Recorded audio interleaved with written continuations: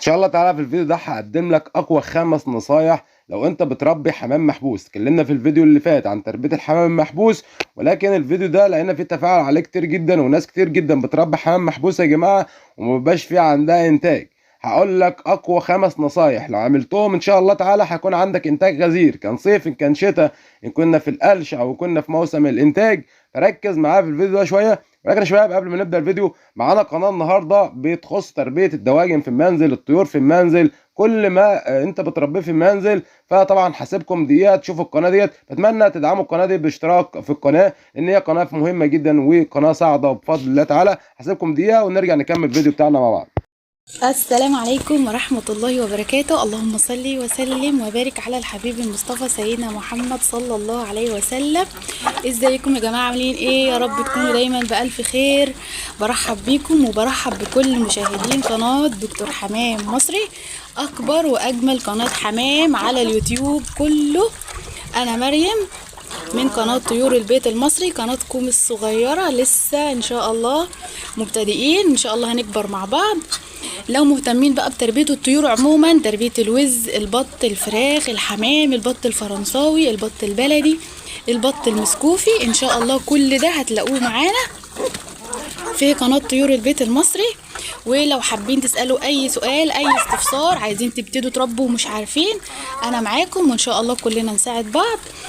هساعدكم في اي حاجة عايزينها، اي سؤال عن اي نوع طيور هنربيه مع بعض. يعني لو عايزة تربي وز، تعالي ابدأي وهاتي وز وتعالي هتشوفينا بنربيه ازاي وبنتعامل ازاي مع الوز. عايزة تربي فراخ، هتشوفي كل الكلام ده معانا، وهتشرف بيكم طبعا في قناتي، قناة طيور البيت المصري.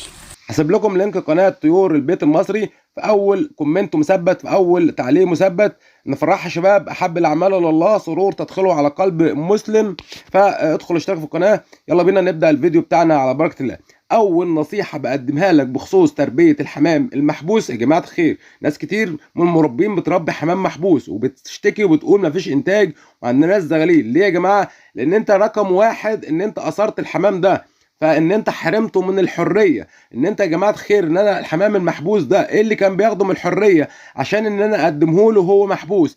اول حاجه لازم اقدم له الاغذيه المتنوعه، دي رقم واحد. ما ينفعش ان انا اقدم له نوع حبوب واحد، ما ينفعش ان انا باستمرار اقدم له اكل من المنزل. لازم يا جماعه ان انا اقدم له اقل حاجه 3 4 حبوب، ودي رقم واحد. التنوع في الاغذيه والاهتمام بالكلفه اللي انا بقدمها. وخلينا بس لحظه عند النقطه دي. الكلفه يا جماعه اللي احنا بنشتريها جاهزه، خلي بالك وانت داخل عند العلاف اللي انت بتشتري منه، بص في الشوال، لان في يا جماعه كلفه مده صلاحيتها منتهيه وانت بتجيبها وبتمرض الحمام، وفجاه بتلاقي الزغاليل عندك بتموت. يا جماعه الحمام الطاير سبحان الله ان هو بيتعود لاشعه الشمس او بيتعرض لاشعه الشمس، ولو في امراض اشعه الشمس دي بتموتها. ولكن الحمام المحبوس فلازم يا جماعه ان انا اهتم بالكلفه بتاعته. خلي بالك من الشوال، بص عليه هتلاقي مده الصلاحيه بتاعته. ولكن انا دايما بفضل ان انت تعمل الكلفه يدوي، تعمل الكلفه على ايديك عشان الموضوع ده، لان حاجه الكلفه بالذات بتسبب مرض الكنكر.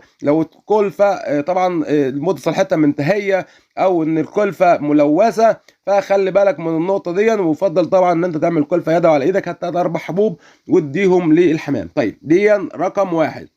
رقم 2 يا جماعه، واتكلمنا مرارا وتكرارا في الموضوع ده، انت لو بتربي حمام محبوس يا جماعه، انت لا الستات البيوت لما بتذبح اي طيور عندها بتلاقي في القناصه، بتلاقي فيها رمل وبتلاقي فيها طوب وبتلاقي فيها حصو وبتلاقي فيها حاجات زي كده. اي طيور في القنصه بتلاقي فيها الموضوع اللي انا بقول لك عليه دي. ايه ده بقى؟ ما سالتش نفسك قبل كده؟ انت بتقول الحمام بياكل طينه، ايوه الحمام بياكل طينه. الحمام بياكل رمله، ايوه الحمام بياكل رمله. الحمام بياكل صدف، ايوه الحمام بياكل صدف. الحمام بياكل فحم، ايوه بياكل فحم. الحمام بياكل جير وبياكل طوب مكسور ايوه الحمام يا جماعه بياكل الكلام ده كله. ده كالسيوم طبيعي. فانت لو بتحبس الحمام لازم تقدم له الكالسيوم الطبيعي اللي هو الحاجات دي، لازم تقدمها له. لو مش بتقدمها له صدقني هتخسر كتير جدا. صدقني الموضوع ان انت معاك هتبص تلاقي ان انت الحمام ما بينتجش.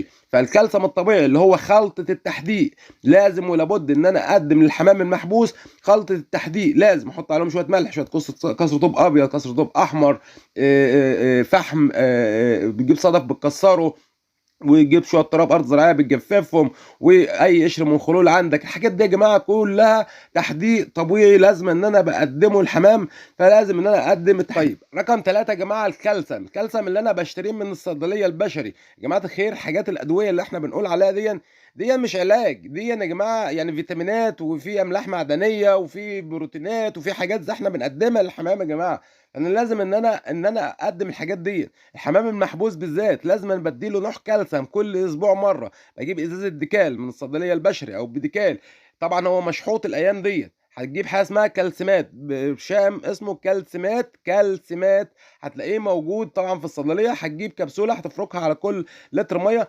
كل اسبوع يا جماعه اقدم له كبسوله، كل اسبوع اقدم له كبسولتين على 2 لتر ميه.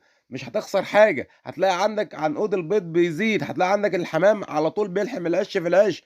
فلازم ان انا اقدم اي نوع من الكالسيمات اللي انا قلت عليها ديكال بديكال كالسيمات. والتحديق زي ما قلنا ده كالسيوم طبيعي ان انا بقدمه للحمام. طيب رقم 4 يا جماعة العش يا جماعة ده أقوى محفز أنت بتعمله للحمام المحبوس. الناس اللي بتقول عندي الحمام المحبوس إنتاجه ضعيف، عندي الحمام المحبوس إنتاجه مش أحسن حاجة، عندي الحمام المحبوس ما بيلحمش العش في العش.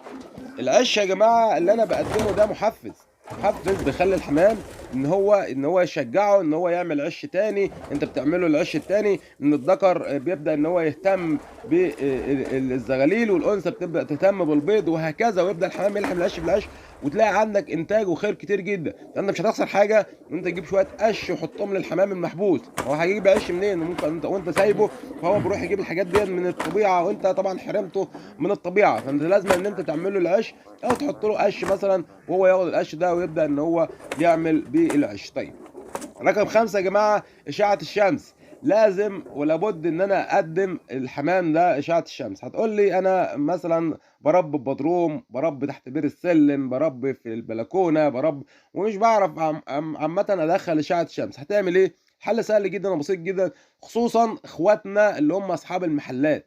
اصحاب المحلات يا جماعه بيبقوا حاطين حمام في الغرف من جوه، وبيبقى طبعا ما فيش مكان ان هم يطلعوا فيه الحمام ده. فيا جماعه في حاجه عند بطاري اسمها الف د 3 ه، لازم ان انا اقدمه لو كل اسبوع مره لو الحمام ده ما بيتعرضش لاشعه الشمس. لان الحمام عندك لما ما بيتعرضش لاشعه الشمس برضه مش هتلاقي عندك انتاج. اشعه الشمس فيتامين د ده قوي جدا لجسم الحمام، بتموت البكتيريا والجراثيم.